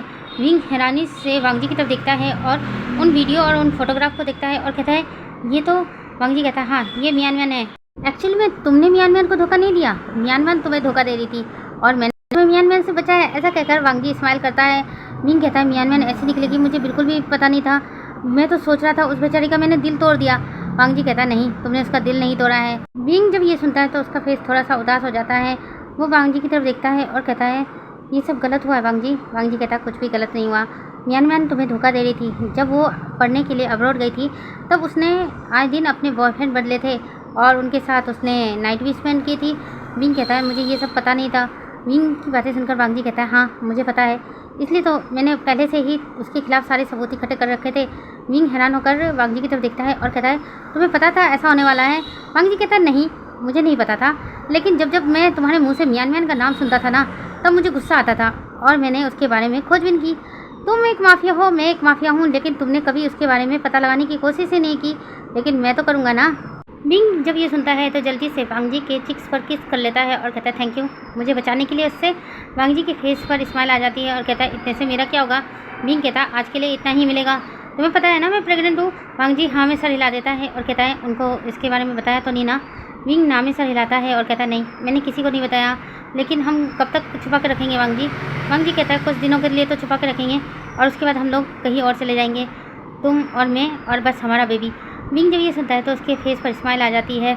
यहाँ से टाइम स्किप करके हम 3 महीने बाद का सीन देखते हैं। अब विंग का थोड़ा थोड़ा बेली शो होने लगा था। विंग वांग जी की तरफ देखता है और कहता है देखो अब तो बेली भी सोने लगा है और मैं इसे कब तक छुपाऊंगा। तुम्हें पता है आजकल अंकल भी मुझे बहुत ज़्यादा बुलाने लगे हैं और मुझे अजीब अजीब काम देने लगे हैं। मैं तो हमेशा मना कर देता हूँ, मैं नहीं चाहता मेरे होने वाले बच्चों को कोई नुकसान हो, लेकिन जिस वजह से अंकल मुझसे गुस्सा है। वांग जी कहता है गुस्सा हो रहे हो तो हो जाने दो, लेकिन हमारे लिए अभी मेन प्रायोरिटी हमारा बच्चा है, ना कि उनका काम। विंग हाँ में सर हिलाता है और उसके बाद कहता है वांग जी हम कितने दिन यहाँ रखने वाले हैं, अब और ज़्यादा देर नहीं कर सकते। तुम्हें पता है ना सबको पता चल जाएगा कि मैं प्रेग्नेंट हूँ। वांग जी कहता हाँ मैंने पहले ही सब कुछ तय कर लिया है और मैं आज ही अंकल से इस बारे में बात करूँगा। विंग जब ये सुनता है तो हैरान हो जाता है और कहता है क्या तुम अपने अंकल को बताने वाले हो। वांग जी ना में सर हिलाता है और कहता है नहीं मैं अंकल को ये नहीं बताऊँगा कि तुम प्रेग्नेंट हो, लेकिन अंकल को ये ज़रूर बताऊँगा कि हम दोनों कुछ दिनों के लिए बाहर जा रहे हैं। विंग कहता है तुम बता पाओगे। वांग जी हाँ में सर हिलाता है। विंग जल्दी से वांग जी के पास आकर बैठ जाता है और कहता है और वांग जी की तरफ देखता है और कहता है कि आजकल मुझे बहुत डर लगने लगा है वांग जी। वांग जी विंग का हाथ पकड़ लेता है और कहता है चिंता मत करो मैं हूँ ना, मैं सब संभाल लूँगा। विंग हाँ में सर हिला देता है। यहाँ से हम रात का सीन देखते हैं। वांग जी इस वक्त अपने अंकल के रूम में था। अंकल वांग जी की तरफ देख रहे थे और कहते हैं तुम मेरे पास कुछ ज़रूरी काम है क्या। वांग जी हाँ में सर हिलाता है और कहता है अंकल मैं और विंग कुछ दिनों के लिए बाहर जाना चाहते हैं। लैंकुरन जब ये सुनते हैं तो हैरान हो जाते हैं और कहते हैं तुम और विंग, मगर क्यों, यहाँ कोई प्रॉब्लम हो रही है क्या। वांग जी ना में सर हिलाता है और कहता है नहीं अंकल, लेकिन मुझे और विंग को कुछ दिनों के लिए बाहर जाना है। लैंकुरन कहते हैं कुछ इंपॉर्टेंट वर्क है। वांग जी हाँ में सर हिलाता है। लैंकुरन एक पल के लिए चुप होते हैं। उसके बाद वांग जी की तरफ देखते हैं और कहते हैं उस बच्चे का अच्छे से ख्याल रखना और एक पल के लिए भी उसे अकेला मत छोड़ना, और तुम्हें क्या हुआ या बेटी ये भी मुझे ज़रूर बताना। वांग जब ये सुनता है तो हैरान होकर लैंकुरन की तरफ देखता है और कहता है अंकल ये बात आपको। लैंकुरन मुस्कुरा देते हैं और कहते हैं वांग जी मैं तुम्हारा अंकल हूँ और मुझे पता है कि विंग प्रेग्नेंट है। तुमने ये बात मुझे नहीं बताई तो कुछ सोचकर ही बताया नहीं होगा, लेकिन उसका बहुत अच्छे से ख्याल रखना और उसको हमेशा सेफ रखने की कोशिश करना। तुम्हें पता है ना उसके बहुत सारे दुश्मन हैं, उसे हमें बचा कर रखना होगा। वांग जी हाँ में सर हिलाता है और कहता है हाँ अंकल। लैंकुरन वांग जी की तरफ देखते हैं और कहते हैं वांग जी हो सके तो आज रात को ही तुम दोनों यहाँ से कहीं दूर चले जाओ। वांग जी हाँ में सर हिलाता है और कहता है हाँ अंकल मैं चला जाऊँगा। ये कहकर वांग जी वहाँ से निकल जाता है और सीधे रूम में आता है। विंग इस वक्त बेड पर बैठकर फ्रूट खा रहा था और वांग जी की तरफ देखता है और कहता है तुमने अपने अंकल से बात कर ली। वांग जी हाँ में सर हिलाता है और कहता है हाँ बात कर ली। विंग जब ये सुनता है तो कहता है तो फिर हम कब जाने वाले हैं। वांग जी विंग की तरफ देखता है और कहता है आज रात को ही। विंग हैरान हो जाता है और कहता है आज रात को ही, लेकिन मैंने तो कुछ पैकिंग भी नहीं की, कुछ भी नहीं किया, मुझे कितना सारा पैकिंग करना होगा। ऐसा कहकर विंग उठने लगता है। वांग जी विंग का हाथ पकड़ लेता है और कहता है तुम्हें कुछ करने की ज़रूरत नहीं है, मैंने ऑलरेडी हमारी सारी ज़रूरतों का सामान वहाँ पहुँचा दिया है, बस हमें वहाँ जाकर रहना होगा। विंग जब ये सुनता है तो बहुत खुश हो जाता है और कहता है कि तुमने पहले से सारी तैयारी कर रखी थी। वांग जी हाँ में सर हिलाता है और कहता है अब जल्दी से तैयार हो जाओ, हमें निकलना होगा। विंग कहता है अभी। वांग जी कहता है अभी रात ही हो रही है विंग। विंग फिर सोचता है और कहता है तुम सही तो कह रहे हो, उसके बाद विंग जल्दी से कबर्ड के पास जाता है और कबर्ड से कपड़े निकालने लगता है और वांग जी को दिखाता है और कहता है इनमें से भी कौन सा पहनूँ, ये वाला पहनूँ, ये वाला पहनूँ, ये वाला पहनूँ। वांग जी अपना हेड चेक करता है और कहता है विंग शिफ्ट में रेडी होने को कहा है, तुम कुछ भी पहन सकते हो, हम किसी की वेडिंग में नहीं जा रहे हैं, हम यहाँ से भाग रहे हैं। विंग जब ये सुनता है तो वांग जी की तरफ देखता है और मुस्कुरा देता है और कहता है कितनी अजीब बात है ना, हम दोनों शादीशुदा होने के बावजूद भी यहाँ से भाग रहे हैं। वांग जी विंग की बात सुनने के बाद मुस्कुरा देता है और कहता है हाँ लेकिन अब जल्दी से रेडी हो जाओ। विंग की बात सुनता है और जल्दी से रेडी होने लगता है। रेडी होने के बाद विंग और वांग जी दोनों ही अपने रूम से बाहर निकलते हैं। विंग कहता है यहाँ से हम कहाँ जाने वाले हैं। वांग जी कहता है चलो मेरे साथ। ऐसा कहकर फिर से उसी सीक्रेट रूम के सामने आकर खड़ा हो जाता है। विंग हैरानी से वांग जी की तरफ देखता है और कहता है हम लोग तो बाहर जाने वाले थे ना। वांग जी हाँ में सर हिलाता है और कहता है हाँ जाने तो वाले थे, लेकिन इस रूम के अंदर। विंग हैरान हो जाता है और कहता है ये तो लाइब्रेरी रूम है। वांग जी कहता है वो तो दुनिया के लिए। ऐसा कहकर विंग और वांग जी दोनों ही उस रूम में आ जाते हैं। विंग हैरानी से पूरे लाइब्रेरी को देखता है और कहता है यहाँ से तो बाहर जाने का कोई रास्ता भी नहीं है। वांग जी ने कहा किसने कहा यहाँ से बाहर जाने का रास्ता नहीं है। उसके बाद वांग जी एक बुक सेल्फ के पास आता है और उस बुक सेल्फ से एक बुक को निकालता है। जैसे ही वांग जी उस बुक को निकालता है अचानक से सेल्फ अपनी जगह से हट जाता है और वहाँ से एक डोर नज़र आता है। ये देखकर हैरान हो जाता है और कहता है यहाँ से एक सीक्रेट डोर है। वांग जी हाँ में सर हिलाता है और कहता है हाँ अब चलो यहाँ से। ऐसा कहकर वांग जी विहिंग का हाथ पकड़ता है और विहिंग को उसी डोर के पास लेकर आता है और उस रूम में आ जाता है। रूम में आने के बाद विहिंग कहता है अब कहाँ। वांग जी कहता है चलो। फिर उसके बाद वांग जी विहिंग का हाथ पकड़ता है और उस रूम के अंदर से भी एक और सीक्रेट रूम था। वांग जी उस रूम में आ जाता है और वहाँ से एक टनल मिलता है।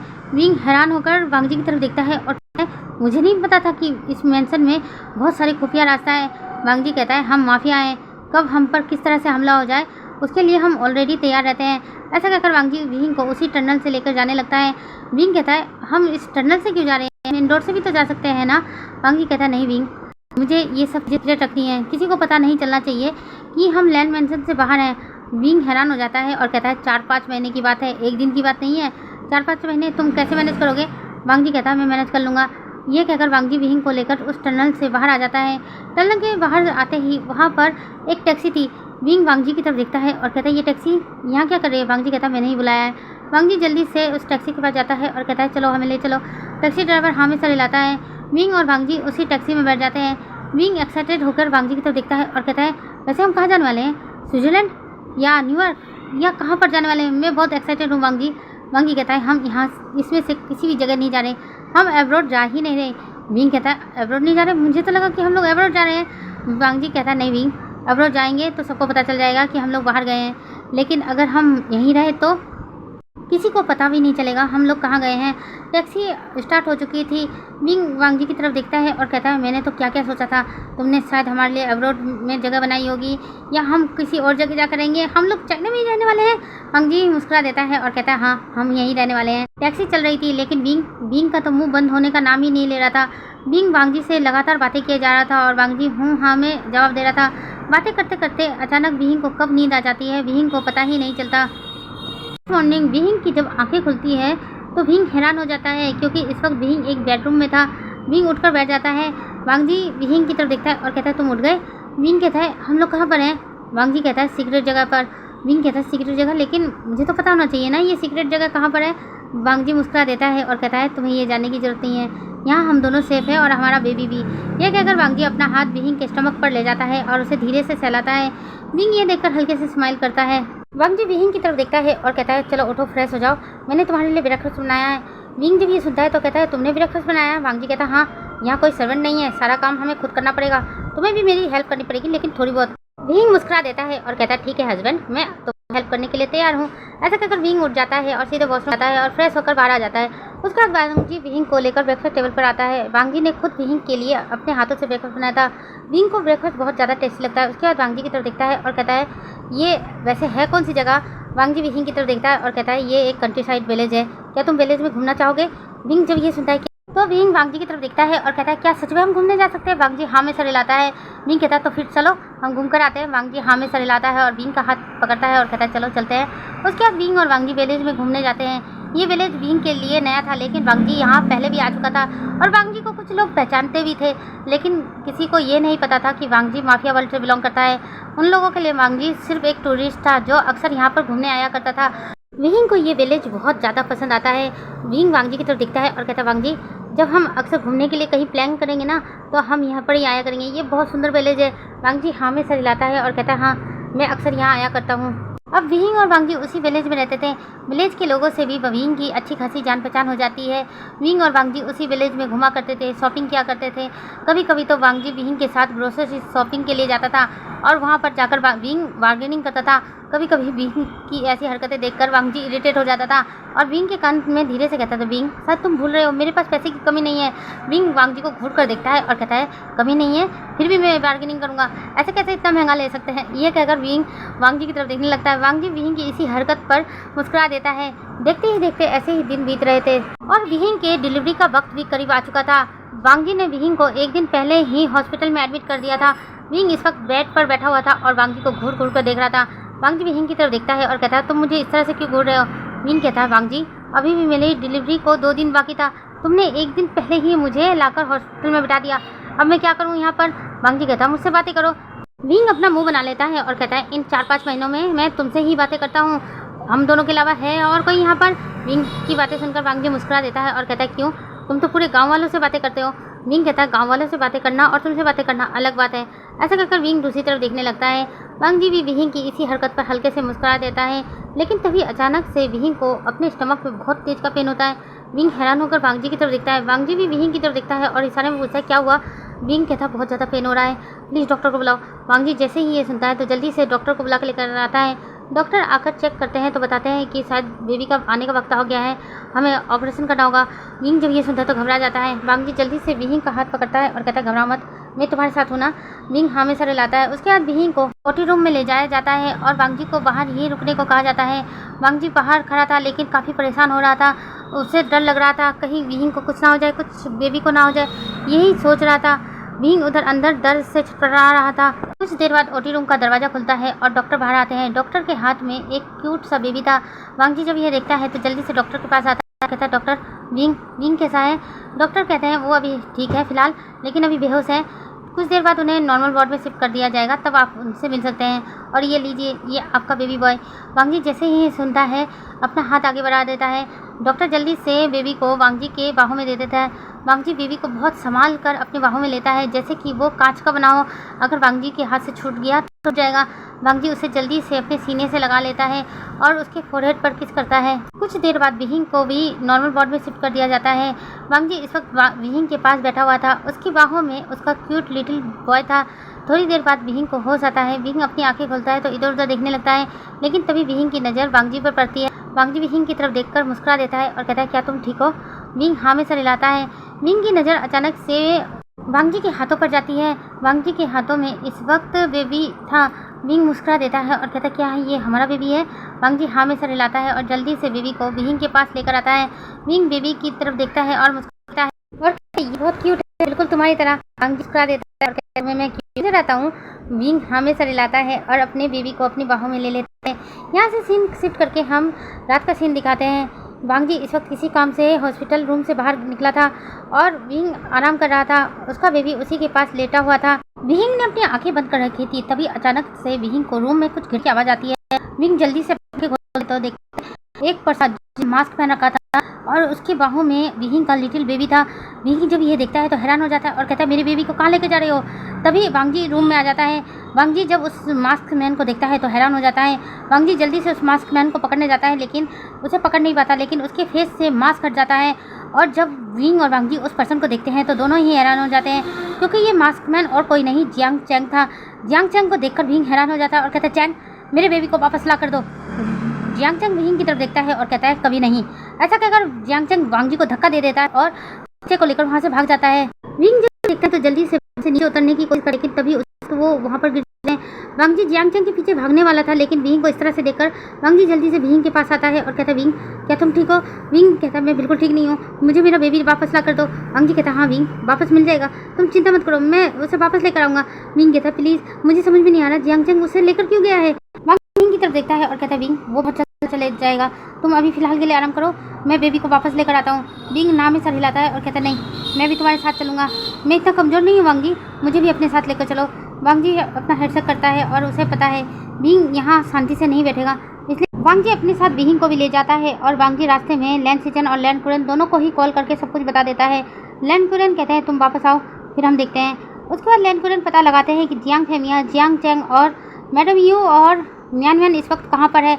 लैन कुरन को कुछ ही देर में पता चल जाता है। लैन कुरन वांग जी को बता देते हैं कि इस वक्त जियांग फेमिया कहाँ पर है। विंग को ये एड्रेस पता था, इसलिए विंग वांग जी को कहता है मुझे पता है ये जगह कहाँ पर है। विंग और वांग जी उसी जगह पर पहुँच जाते हैं। ये एक ओल्ड वेयर हाउस था। विंग धीरे धीरे उस वेयर हाउस के अंदर जाने लगता है। वांग जी विंग को संभाल रहा था। विंग जैसे ही वेयर हाउस के अंदर आता है तो देखता है जियांग फेमिया ने इस वक्त विंग के बेबी को पकड़ रखा था, वो भी बहुत गलत तरीके से। विंग का दिल काँप जाता है और विंग जोर से चिल्लाता है अंकल ये आप क्या कर रहे हैं। जियांग फेमिया मुस्कुरा देते हैं और विंग की तरफ देखते हैं और कहते बेटा तुम आ गए, देखो तुम्हारा बेबी मेरे पास है। विंग कहता है अंकल उसे वापस दीजिए। जियांग फेमिया कहते हैं क्यों, उसे वापस क्यों, मुझे तो पता ही था तुम प्रेग्नेंट हो सकते, मुझे पता होता तुम्हारी शादी बेटे चंग के से ऐसा कहकर जियांग फेमिया एक डेविलिश करते हैं। विंग हैरान होकर जियांग फेमिया की तरफ है और कहता आप ऐसा क्यों कर रहे हैं, आप तो उससे कितना प्यार करते थे, मुझे अपने बेटे की तरह मानते थे, फिर भी आप मेरे बच्चे को नुकसान पहुंचाने की कोशिश कर रहे हैं, प्लीज़ मेरा बच्चा वापस दे दीजिए। तभी मैडम यू वहाँ पर आ जाती है। मैडम यू विंग और लैन वांग जी की तरफ देखती है और मुस्कुरा देती है। उसके बाद जियांग फेमिया की तरफ देखती है और कहती है तुम इतना बकवास क्यों कर रहे हो, ख़त्म करो इन तीनों को और मामला यहीं पे ख़त्म कर दो। जियांग फेमिया कहते हैं हाँ यू तुम सही कह रही हो, जब तक ये दोनों जिंदा हैं तब तक हमें कुछ भी नहीं मिलेगा, इसलिए इन दोनों को भी मरना पड़ेगा और साथ में इनके बच्चे को भी। ऐसा कहकर जियांग फेमिया उस बच्चे की तरफ देखने लगते हैं। विंग को समझ में नहीं आ रहा था कि जियांग फेमिया ऐसा क्यों कर रहे हैं। विंग वांग जी की तरफ देखता है और कहता वांग जी मैं तो इन पर बहुत भरोसा करता था, मैं इन्हें अपने पिता की तरह देखता था और ये हमें मारना चाहते हैं। तभी पीछे से आवाज़ आती है, मैं बताता हूँ ये तुम्हें क्यों मारना चाहते हैं। विंग और वांग जी दोनों ही पीछे मुड़कर देखते हैं तो पीछे लैन कुरन थे और लैन कुरन के साथ उनके बहुत सारे गार्ड थे जो जियांग फेमिया और जियांग चैंग, मैडम यू, म्यान म्यान सबको घेर चुके थे। जियांग फेमिया, मैडम यू, जियांग चैंग और म्यान म्यान जब ये देखते हैं तो घबरा जाते हैं। लैन कुरन जियांग फेमिया के पास आते हैं और उसके हाथ से उस बेबी को ले लेते हैं और उस बेबी के फेस की तरफ देखने लगते हैं और फिर मुस्कुरा देते हैं और उसके बाद वांग जी की तरफ देखते हैं और कहते हैं वांग जी ये तो बिल्कुल तुम्हारी तरह हुआ है। वांग जी जब ये सुनता है तो उसके फेस पे एक हल्की सी स्माइल आती है, लेकिन वो स्माइल बहुत जल्द गायब हो जाती है। लैन कुरन जियांग फेमिया की तरफ देखते हैं और कहते हैं विंग तुम यही सोच रहे हो ना बेटा कि ये तुम्हारे अंकल तुम्हारे साथ ऐसा क्यों कर रहे हैं, तुम्हें बचपन से ये बताया गया है ना कि तुम्हारे डैड को मैंने मारा है। तभी विंग हमेशा हिलाता है। लैन कुरन मुस्कुरा देते हैं और कहते हैं हाँ मुझे भी यही लगा था, लेकिन हकीकत यह है तुम्हारे डैड को मैंने नहीं जियांग फेमिया ने मारा था और उस वक्त मेरे पास कोई भी सबूत नहीं था और जियांग फेमिया ने भी इतने अच्छे से अपने कैरेक्टर को प्ले किया था कि उस पर किसी ने शक ही नहीं किया क्योंकि वो तुम्हारा बहुत अच्छे से ख्याल रखता था। मुझे भी शुरुआत में बिल्कुल शक नहीं हुआ, लेकिन धीरे धीरे जियांग फेमिया हमारे हर काम में टांग अड़ाने लगा, जिस वजह से हम दोनों के बीच में दुश्मनी हो गई। लेकिन मैंने तब शक नहीं किया था, लेकिन तुम्हारे डैड को पहले से शक था विंग। इसलिए एक दिन जब तुम्हारे डैड जिंदा थे मेरे पास आए थे और उन्होंने कहा था कि उन्हें शक है कि उनकी जान को खतरा है। मैंने उनको कहा था कि मैं उनको बचा लूँगा, लेकिन तुम्हारे डैड वी चांग से उन्होंने कहा मौत कब कहाँ से आ जाएगी उनको पता नहीं, इसलिए वो तुम्हारा फ्यूचर सिक्योर करना चाहते थे। यहाँ तक कि उन्हें ये भी पता था कि तुम प्रेग्नेंट हो सकते हो, इसकी भी चिंता उन्हें खाई जा रही थी। तभी मैंने उनसे कहा था कि अगर फ्यूचर में वांग जी और विंग की शादी हो जाए तो कैसा रहेगा। तुम्हारे डैड बहुत खुश हो गए थे, लेकिन तुम्हारे डैड को पता था फ्यूचर में शायद तुम इस रिश्ते को मना कर दो, इसलिए तुम्हारे डैड ने वो कॉन्ट्रैक्ट साइन करके दिया था, वो भी अपने ब्लड से, जिसका इस्तेमाल तुम्हारे 20 साल के होने के बाद मैंने इस्तेमाल किया क्योंकि मुझे तुम्हें जियांग हाउस से बाहर निकालना था, इसलिए मैंने तुम्हारी और वांग जी की शादी करवाई थी। विंग हैरान होकर जियांग फेमिया की तरफ देखने लगता है और क्योंकि मुझे पता था जैसे ही तुम 25 साल के होते जियांग फेमिया तुम्हें जान से मरवा देता या तुम्हारी सारी प्रॉपर्टी तुमसे छीन लेता और तुम्हें दर दर की ठोकरें खाने पर मजबूर कर देता। विंग हैरान होकर जियांग फेमिया की तरफ देखने लगता है और कहता है अंकल आपने ऐसा क्यों किया। जियांग फेमिया कहते हैं सारा पावर के लिए क्या, सारी पावर ये माफिया पावर के लिए क्या, लेकिन तुम्हारे डैड बहुत चालाक थे, उन्होंने अपना बिल तैयार करके रखा था। जब तुम 25 साल के होगे तो तुम्हारे डैड की कुर्सी ऑटोमेटिक तुम्हें मिल जाएगी, लेकिन उससे पहले अगर तुम्हारी मौत हो जाती है तो तुम्हारी सारी प्रॉपर्टी और तुम्हारी कुर्सी सब लैन कुरन की हो जाएगी। इसलिए मैंने तुम्हें 25 सालों तक बचाने का फैसला किया था और तुम्हारी शादी भी मैंने म्यान म्यान से तय कर दी थी, लेकिन पता नहीं अचानक से ये लैन कुरन आ गया और उसने वो कॉन्ट्रैक्ट दिखा दिया और वो भी पूरे अंडरवर्ल्ड के सामने। मैं मना नहीं कर पाया और तुम्हारी शादी वांग जी के साथ हो गई। मैंने सोचा था कि तुम वांग जी के साथ कुछ दिन रहोगे और फिर वापस आ जाओगे, लेकिन मुझे क्या पता था तुम्हें लैन वांग जी से प्यार हो जाएगा और तुम उसके बच्चे को भी बरत दोगे। विंग अपनी नजर से कर लेता है और कहता है बहुत बहुत गलत किया मैंने आप पर अंधा विश्वास करके, मुझे इस तरह से आप पर ब्लाइंड ट्रस्ट करना ही नहीं चाहिए था। वांग जी ने ठीक कहा, चाहे अपने हो या पराए, किसी पर अंधभक्त नहीं करना चाहिए, किसी पर अंधा विश्वास नहीं करना चाहिए। हमेशा अपना विश्वास अपने पास ही रखना चाहिए। कोई कब कहाँ से धोखा दे देगा ये पता नहीं चलता है। मैंने आपके ऊपर अपना ब्लाइंड ट्रस्ट रखा और मुझे आज धोखा मिला। उसके बाद विहिंग लैनकुरन के पास आता है और लैनकुरन की बाहों से अपना बेबी ले लेता है और वांगजी के पास आ जाता है और वांगजी की आंखों में देखते हुए कहता है, वांगजी घर चले, मैं काफ़ी थक चुका हूँ। वांगजी हाँ में सर हिलाता है। लैनकुरन वांगजी की तरफ देखते हैं और कहते हैं, वांगजी विहिंग को उठा लो, विहिंग अभी चलने की हालत में नहीं है। वांगजी हाँ में सर हिला देता है। विहिंग कहता है, नहीं मैं ठीक हूँ। वांगजी कहता है, नहीं तुम ठीक नहीं हो, अभी तुम्हारा ऑपरेशन हुआ है और ऐसी हालत में इतना झटका लगना अच्छा बात नहीं है। ऐसा कहकर वांगजी विहिंग को ब्राइडल स्टोर में कैरी कर लेता है और वहाँ से जाने लगता है। तभी लैनकुरन कहते हैं, रुको, इनका क्या करना है। विहिंग एक नज़र सबकी तरफ देखता है और कहता है, अंकल ये फैसला मैंने आप पर छोड़ा है, इनके साथ क्या करना है ये आप डिसाइड कीजिएगा। बस ये मत भूलिएगा इन्होंने मेरे डैड को मारा है और मेरे बेबी को भी मारने की कोशिश की है। अब आप डिसाइड कीजिए आपको इनके साथ क्या करना है। लैनकुरन कहते, बेटा तुम घर जाओ, मैं देखता हूँ इनके साथ क्या करना है। वांगजी विहिंग को लेकर बाहर आ जाता है और उसे कार में बिठाता है और उसकी तरफ देखता है और कहता है, विहिंग तुम ठीक तो हो ना। विहिंग हाँ में सर हिलाता है और वांगजी की तरफ देखता है। उसकी आंखों में इस वक्त आंसू थे। जिस फैमिली को वो इतने वक्त से अपना समझ रहा था उसी फैमिली ने उसे धोखा दिया था, इसलिए विहिंग को बहुत ज़्यादा तकलीफ हो रही थी और वांगजी उसकी इस तकलीफ को समझ रहा था। वांगजी आकर कार स्टार्ट कर देता है। तभी अचानक से उस वेयर हाउस के अंदर से गोलियां चलने की आवाज़ सुनाई देती है। विहिंग एक पल के लिए अपनी आंखें बंद कर लेता है और उसके बाद फिर से आंखें खोलता है और अपने आंसुओं को पोंछता है और अपने बेबी की तरफ देखता है और स्माइल करता है और वांगजी की तरफ देखता है और कहता है, घर चले। वांगजी हाँ में सर हिला देता है। उसके बाद वांगजी विहिंग को लैल मैंसन में लेकर आ जाता है। तो चलिए गाइस, इसी मोमेंट के साथ मेरी ये स्टोरी यहीं पर ख़त्म होती है। आप लोगों को मेरी ये स्टोरी कैसी लगी प्लीज़ कमेंट करके ज़रूर बताइएगा और हाँ, लाइक करना तो बिल्कुल भी मत भूलिएगा और हाई बटन भी दबाना मत भूलिएगा। मेरा हाई बटन ऑन हो चुका है और अगर मेरी स्टोरी इंग्लिश में आती है तो आप लोग सेटिंग में जाकर ऑडियो ट्रैक चेंज कर सकते हैं। और जो मेरे चैनल पर नए आ रहे हैं प्लीज़ मेरे चैनल को सब्सक्राइब कर दीजिएगा और बेल आइकन का बटन दबाना बिल्कुल भी मत भूलिएगा। Thanks for watching.